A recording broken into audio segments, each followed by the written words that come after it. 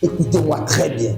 La personne à qui vous dites vos rêves, à qui vous racontez votre futur, a à 90% votre destinée en main. Il peut, si jamais il ne vous aime, il peut les avorter. Ou alors, il peut aller chez un marabout. Il peut développer des stratégies, oui, pour vouloir vous détruire. Il faut faire très attention.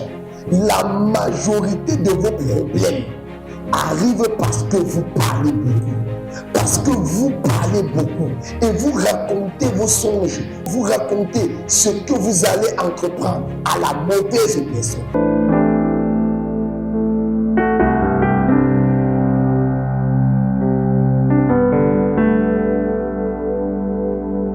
Salut chers internautes, je suis le prophète Armel Kenyé. C'est un plaisir encore renouvelé de vous savoir scotcher massivement dans le cadre de notre exhortation. Que Dieu vous bénisse pour vous qui aimez ma page, pour vous qui partagez, likez, que le Seigneur vous bénisse. Alors, pour aujourd'hui, nous allons partager cette thématique qui fait beaucoup de chagrin, même dans notre société actuelle. La thématique est la suivante. Alors, avec qui partagez vos rêves? Avec qui partagez vos rêves? Déjà, je tiens à vous dire, la personne à qui vous dites vos rêves est celui qui détient à 90% votre destinée. Il faut faire très attention et tout ceci est visible à la lecture de la parole de Dieu. Alors nous allons regarder autour de ce chapitre tiré dans le livre de Genèse 37, le verset 3 à 8. Prêtez-moi une oreille attentive, chers internautes. Genèse chapitre 37, du verset 3 à 8. Je le lis au nom de Jésus. Amen. Israël aimait Joseph plus que tous ses autres fils parce qu'il l'avait eu dans sa vieillesse. Et il lui fit un habit de plusieurs couleurs. Verset 4. Ses frères remarquaient que leur père l'aimait plus que tous et se mit à le détester.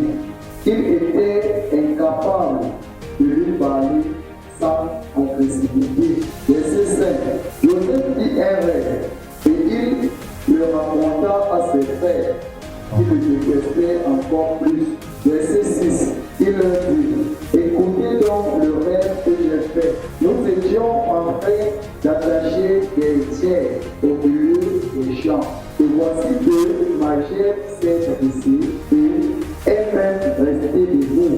Vos tiers l'ont alors entourée et se sont prosternés devant elle. Verset 8. Ses frères lui disent: est-ce que tu vas vraiment régner sur nous? Est-ce que tu vas nous gouverner? Il le détestait encore plus à cause de ses rêves et de ses paroles. Amen. Alors, chers internautes, écoutez très bien.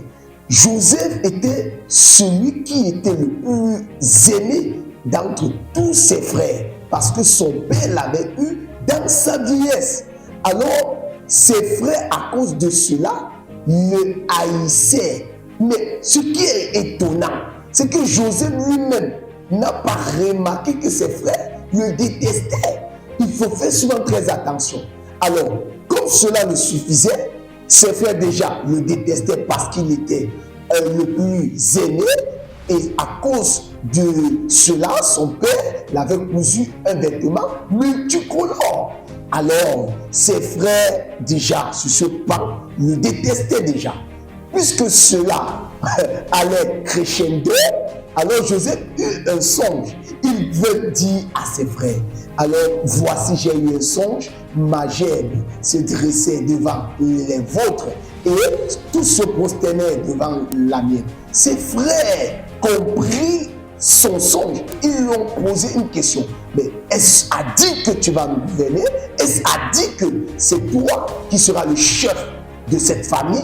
Et à cause de ses songes, à cause de ses paroles, ses frères nourrissent davantage la haine contre lui. Et quand vous poursuivez la lecture, vous êtes passionné de lecture, vous remarquerez que ses frères ont conspiré un projet de mort contre lui. Alors, Ruben est venu le sauver. parmi ses frères qui étaient sur le point de vouloir le tuer. Mais Ruben l'a vendu. Il l'a vendu aux Ismaélites. Écoutez-moi très bien. La personne à qui vous dites vos rêves, à qui vous racontez votre futur, à 90% votre destinée en main. Il peut, si jamais il ne vous aime, il peut les avorter. Ou alors, il peut aller chez un marabout. Il peut développer des stratégies, oui, pour vouloir vous détruire. Il faut faire très attention.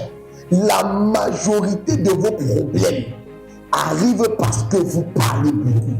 Parce que vous parlez beaucoup et vous racontez vos songes, vous racontez ce que vous allez entreprendre à la mauvaise personne. Il est souvent pour habitude d'observer, c'est-à-dire le visage de la personne à qui vous venez raconter, oui, ce que vous allez entreprendre, ou raconter, oui, votre futur.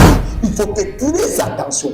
On a vu dans cette société, c'est-à-dire que deux amis d'enfance, qui l'un a fini par tuer l'autre parce qu'il le jalousait, ou alors parce que l'autre la jalousait. Il faut faire très attention.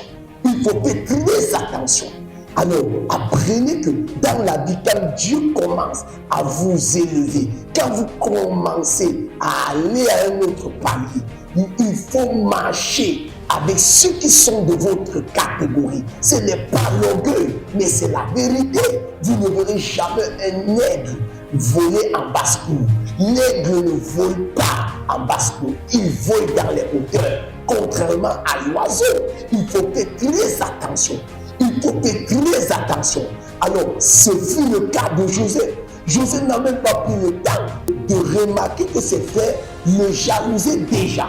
Oui, alors, ce n'est pas parce que vous êtes d'une même famille que forcément tu dois raconter des rêves à ton cousin ou à ta cousine. Ça, c'était une famille polygamique. Vous remarquerez que ses frères l'ont jalousé. Ses frères ont conspiré des projets de mort contre lui. Mais ce qu'ils oubliaient, c'est que la volonté de Dieu pour Joseph était que Dieu le fasse passer par là pour éclater sa gloire. Il se pourrait que vous n'aurez pas la grâce de Joseph. Il faut faire très attention.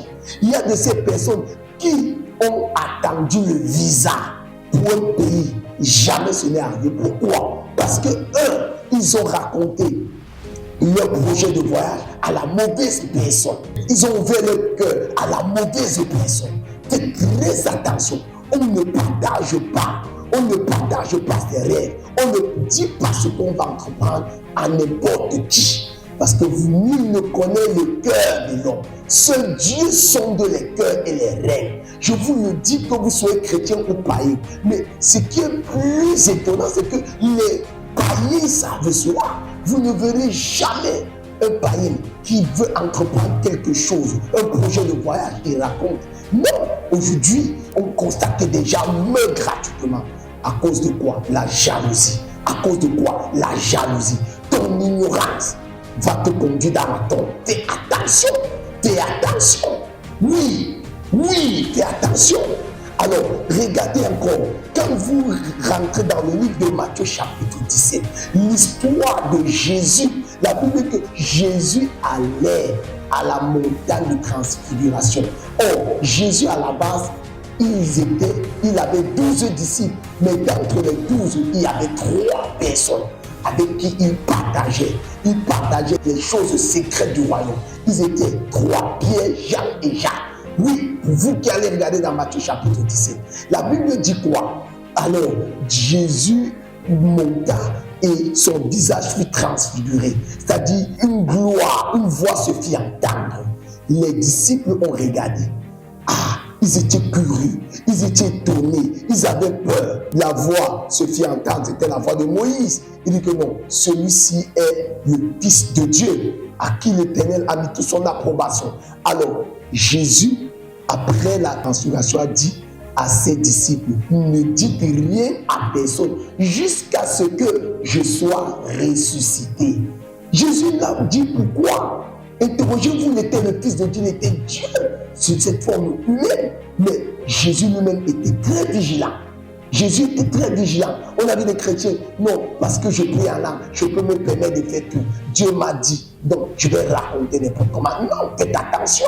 Faites attention. Ta façon de bavarder, ta façon de parler va pousser le diable à connaître, à remarquer, à constater tes faiblesses. Et par là, il va te toucher, il va tuer, il va faire enfanter, avorter, je veux dire, ta destinée. Fais très attention. Alors, si toi, tu m'as écouté et que tu as un projet à réaliser, ne dis pas à n'importe qui, ne partage pas avec n'importe qui. Sinon, tu risquerais de partager tes rêves. Oui, tu risquerais de livrer une partie de ton futur à la mauvaise personne et ta vie tournera à rond.